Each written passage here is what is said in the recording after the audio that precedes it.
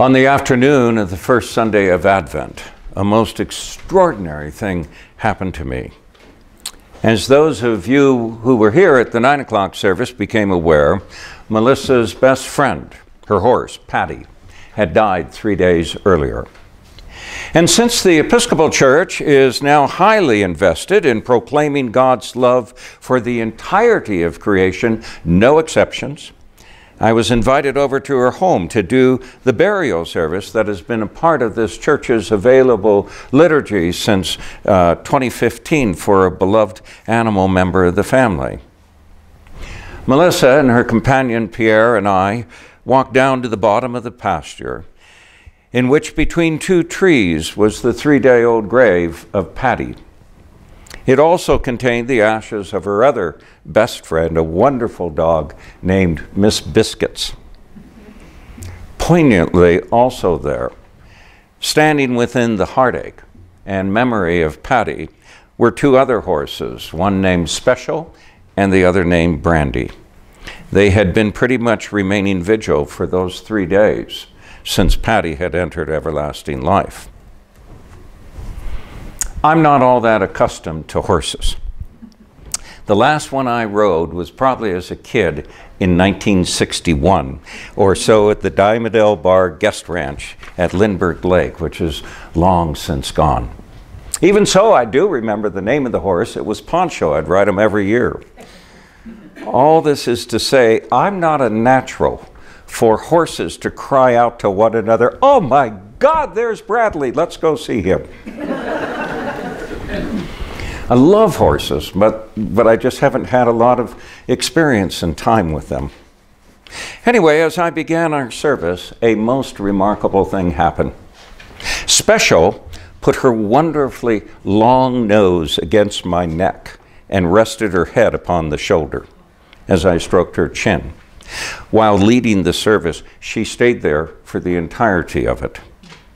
And when I drove away, it stunned me that the most unlikely person on earth, me, was for a moment somehow and well beyond me, a source of comfort for my equine companion grieving the death of her friend, Patty. Certainly this privilege in my life that day was just pure grace.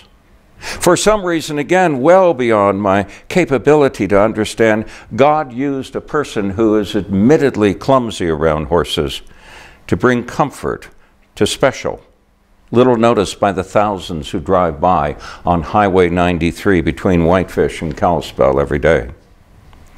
Yet none of this should have surprised me. Genetically, we are very close cousins, in fact, brothers and sisters with Brandy and Special and the late Patty. We are kin, and as such, we rejoice and we grieve with one another, depending on the day. But still I had to ask, what in heaven's name did a horse find in me at that moment to comfort her in her mourning?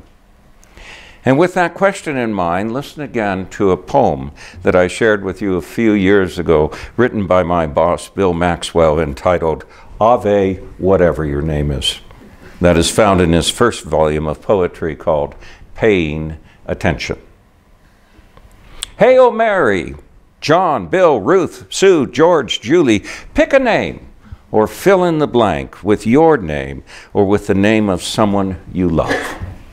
Full of grace, really full, with more grace, if that can be measured, than we can possibly imagine. The Lord is with you, and with everyone else here, and with all those who aren't here, with Mamboto and Maktada and Peyote, and all those others with names we don't know how to pronounce. There is no one of whom we can say, the Lord is not with him or her or them. God loves with a splendid lack of discrimination, doesn't leave anybody out. Blessed art you among women, or men as the case may be. Some of us don't look very blessed, to be sure, don't act very blessed. None of that really matters when it comes to blessing. Grace is never a reward for good behavior or right thinking or bank balances. God's blessing just is. And blessed is the fruit of your womb, Jesus. And blessed is the fruit of your mind and your imagination and your work and your play, your laughter and your grieving. Nothing stops the flow of God's unrelenting love. Seems like special, the horse, and God knew that day, 3 weeks ago, that I was filled with grace. Just as God knows that all of us are similarly blessed, or to put it in Bill's words, really full with more grace, if that can be measured, than we can possibly imagine. The song of Elizabeth to Mary, dear friends, what we heard within the reading from the Gospel according to Luke, is actually our song as well. We are blessed beyond measure. Not just with minds and thoughtfulness and good humor and a propensity to see division and want to bridge the despair with reconciliation, but we are blessed with the certainty that we too, not unlike Mary, can bear Jesus to a world in which pain and sorrow, in the eyes of the battle sore, the downtrodden, the huddled masses yearning to breathe free, can be met by our having within our chest the beating of the heart of Christ. We can believe that. We can always believe that, and we can especially believe it when times are tough. Many years ago, I was called out in the middle of a snowy night to see someone who was dying at Holy Cross Roman Catholic Hospital in Salt Lake City. It was about a mile away from where I lived. And when it was in the wee hours of the morning, visiting clergy were allowed to park in the staff parking lot.